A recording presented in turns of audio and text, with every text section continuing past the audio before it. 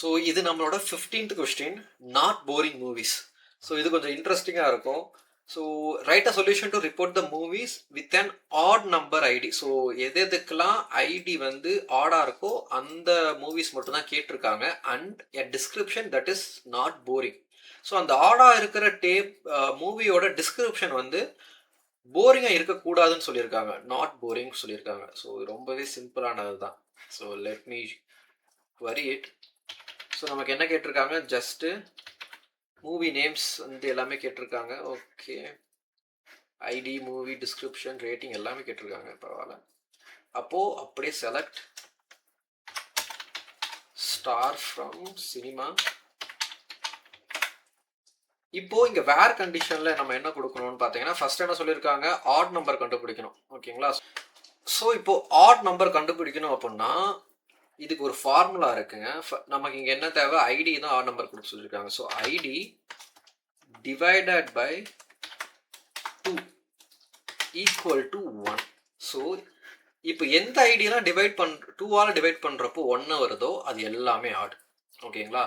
So இதுதான் பேசிக்கான ஒரு ஃபார்முலா. இது நம்ம பேசிக் கால்குலேஷன்ஸ் தான். மாட்லெஸ் போட்டு ட்ரை பண்ணுவோம். பார்த்தீங்கன்னா இங்கே மாட் ஃபங்க்ஷன் யூஸ் பண்ணுறோம். Mod of ID equal to 1 அப்படிங்கிறப்போ அது எல்லாமே ஆட். அண்ட் இன்னொன்று என்ன சொல்லியிருக்காங்க, கண்டிஷன் டிஸ்கிரிப்ஷன் வந்து போரிங் இருக்கக்கூடாதுன்னு சொல்லியிருக்காங்க. அப்போ and C dot description is not equal to boring.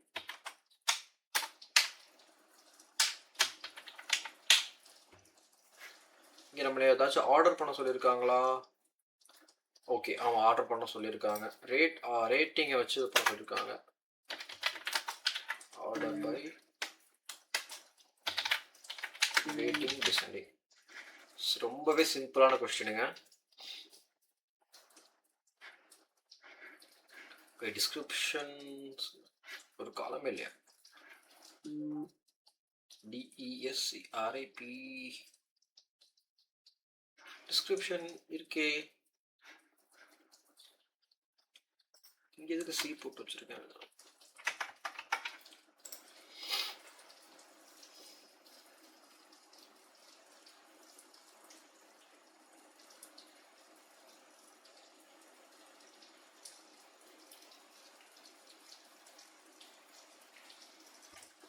ஐயோ, ஸ்பெல்லிங் மிஸ்டேக்குங்க.